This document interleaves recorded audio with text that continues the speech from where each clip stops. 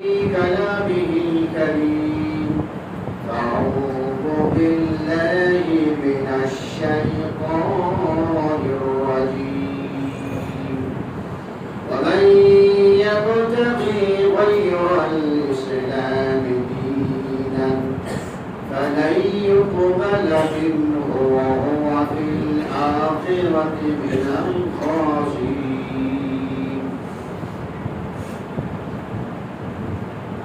وقال الله تعالى في كلامه الكريم أعوذ بالله من الشيطان الرجيم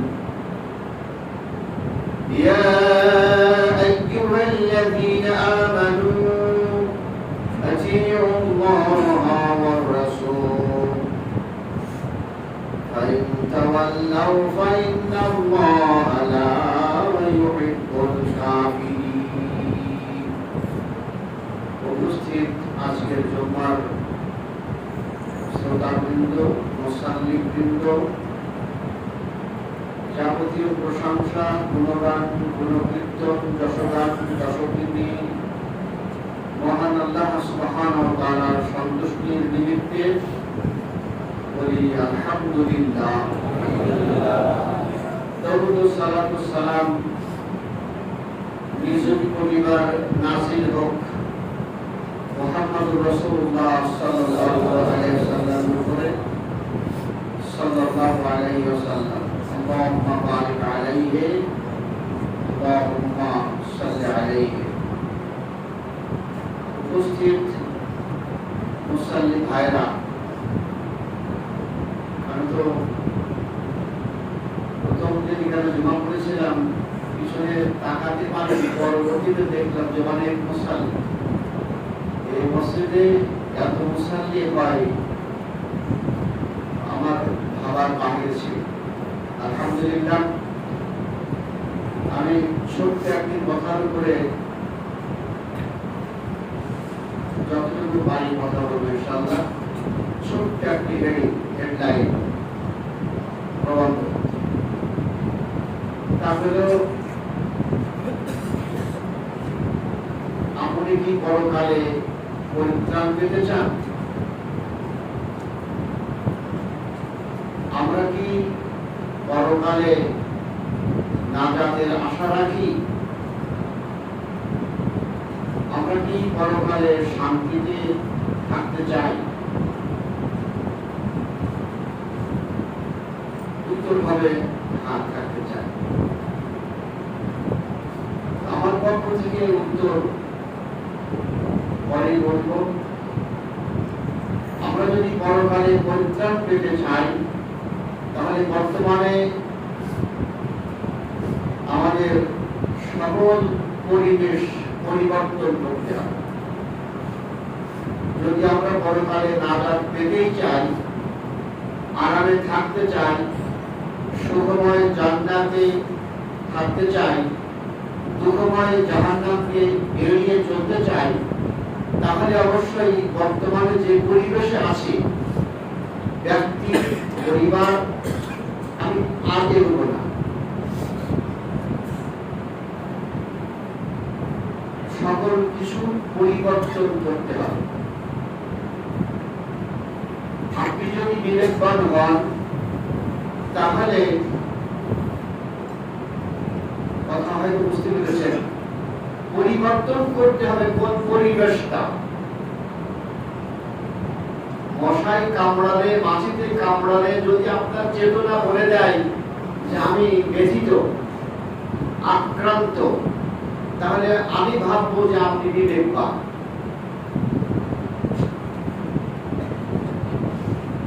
আমি একদিন বসে আছি আমার বাসার পাশে, 7টার সময়। আমাকে একজন বললেন ভালো করে বসেন। আমরা ওখানে প্রতিদিনই চা খাই। আমি বললাম তোমার বাড়ি কোথায়?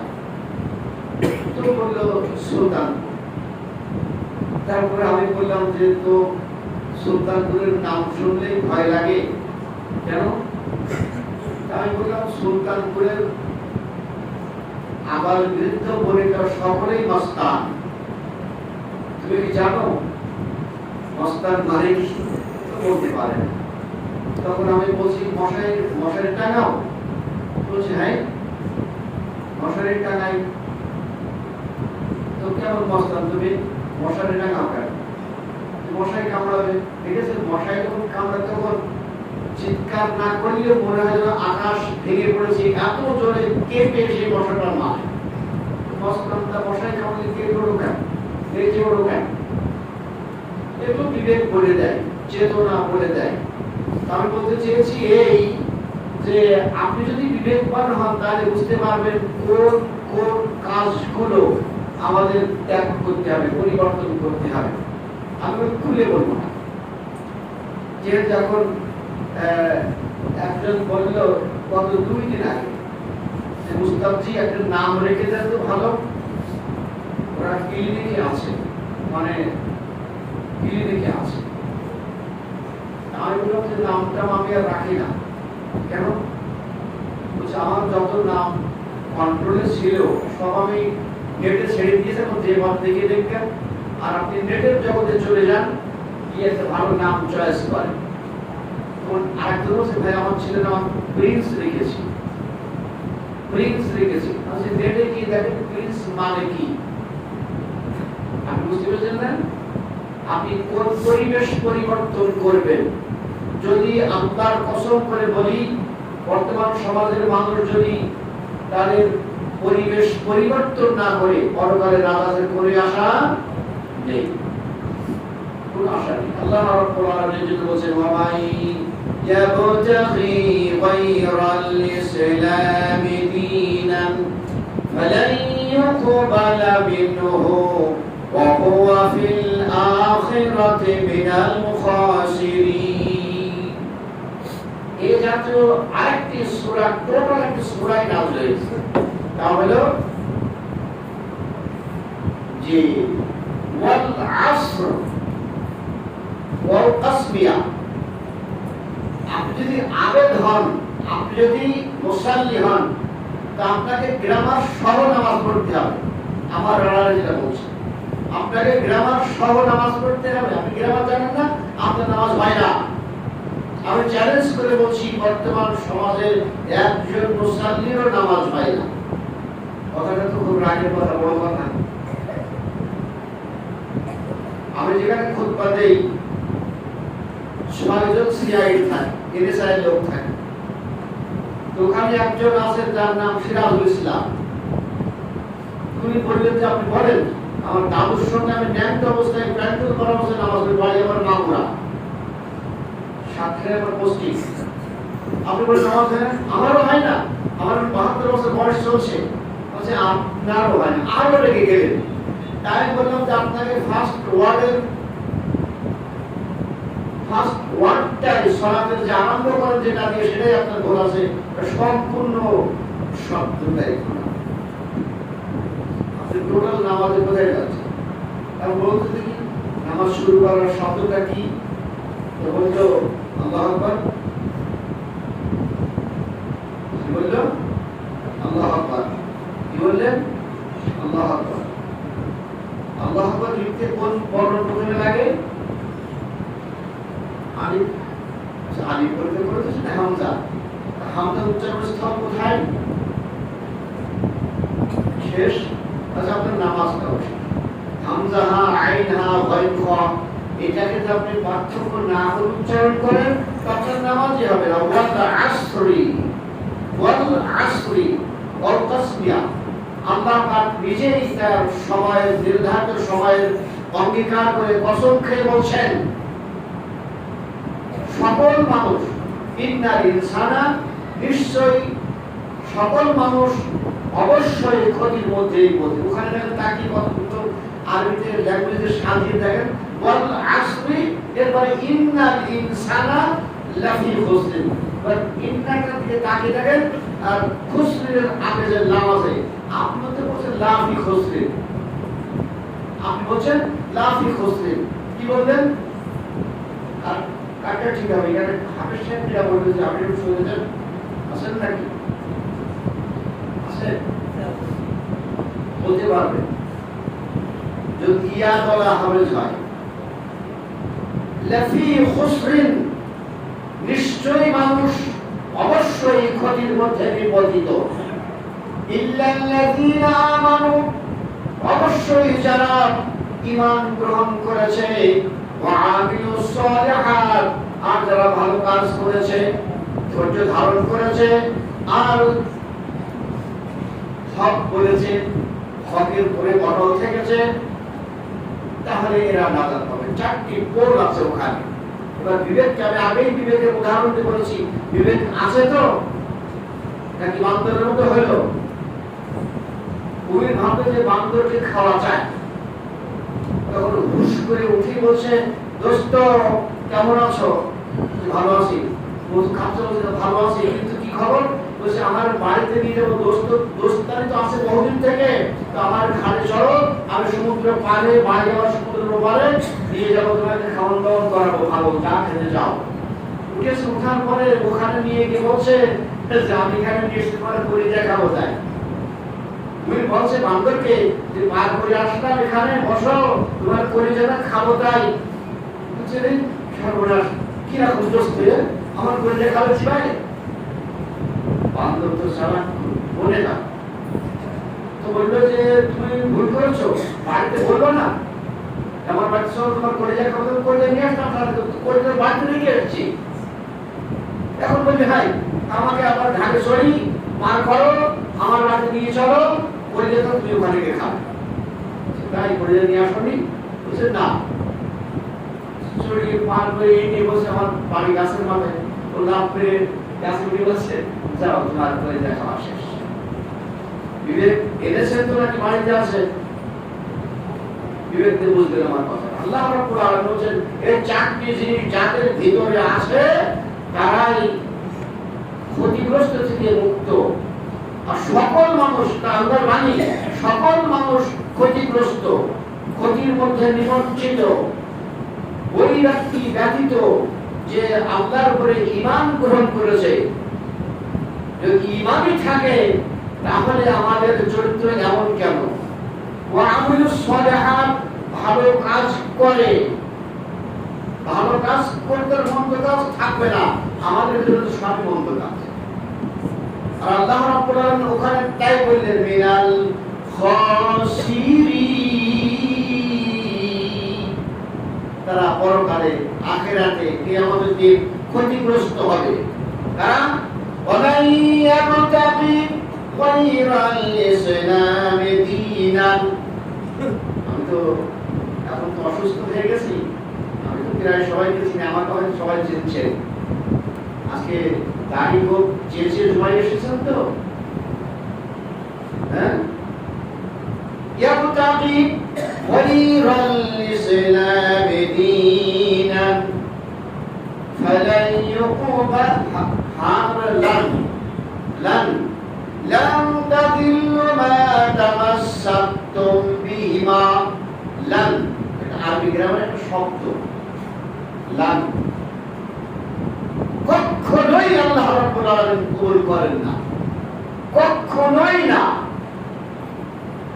এখানে লান আল্লাহ রাব্বুল আলামিন বলছেন তাদের আমল যে কাজটি করেছে আল্লাহর সন্তুষ্টির জন্য, আল্লাহর সন্তুষ্টির জন্য না হয়ে সমাজের মানুষের সন্তুষ্টির জন্য যদি হয় তাহলে আল্লাহ পাক বলেন মিনাল খাসিরিন, তারা ক্ষতিগ্রস্ত হবে। ক্ষতিগ্রস্ত মানে কি? কোরআনের ভিতরে অসংখ্য লেখা এসেছে ফায়েসুন, আর এসে খাসিরুন, আবার অন্য এসে খুসরানুন মুবিন। প্রকাশ্যভাবে তারা ক্ষতিগ্রস্ত হবে, অপ্রকাশ্যভাবে ক্ষতিগ্রস্ত হবে। কারা? আমি এজন্যই বলেছি আপনি দাড়ি গোঁফ না চেঁচে জুম্মায় আসবেন কিভাবে বলুন? আমরা রাসূলের ইন্তেকাল করা এখনো 100 বছর পুরিনি। আমরা রাসূলের ইন্তেকাল করা 100 বছর এখনো পুরিনি। ইমাম আহমদ বিন হাম্বল রাহিমাহুল্লাহ, তিনি 10 লক্ষ হাদিসের হাফেজ, মানুষরা বলে আমি গুনি নাই, তবে তার কিছু বই পড়েছি আমি। তো উনি বলছেন যে আমি আবু বকরের ইন্তেকাল হওয়া এখনো ১০ বছর পূর্তি হয়নি, আমি ১০০টি মসজিদে ঘুরলাম, আমি ১০০টি মসজিদে ঘুরলাম, তা আমি কোনোই মসজিদে, একটি মসজিদেও একজন মুসল্লিকেও আল্লাহর নবীর মতো নামাজ পড়তে পারি নাই। ইন্নালিল্লাহ। আর আমি তো ১৪০০ বছর পরে এখন বলছি, ১৪০০ বছর পরে বলছি, ১৩০০ বছর পরে বলছি, কি ১২০০ বছর পরে বলছি। নামাজের অস্তিত্ব আছে আমাদের মুসলমানের ভিতরে। কিভাবে, আমি ছোট্ট একটা উদাহরণ দিচ্ছি, আমাকে সবাই দেখতে পাচ্ছেন? আমি কি পাটা এখানে তুলবো? পাটা এখানে তুলবো। আপনি কিভাবে রুকু করেন বলেন? এই যে আমি পাটা উঠাচ্ছি, পারবো না, যাই হোক আমি এখানে দেখাই আর কি, হাঁটুটা আপনার, হাঁটুর মালাটা এর ভিতরে থাকবে আর আঙুলগুলো স্বাভাবিকভাবে থাকবে, তাহলে আপনার রুকুটা হবে। দেখতে পাচ্ছেন আপনারা? জি।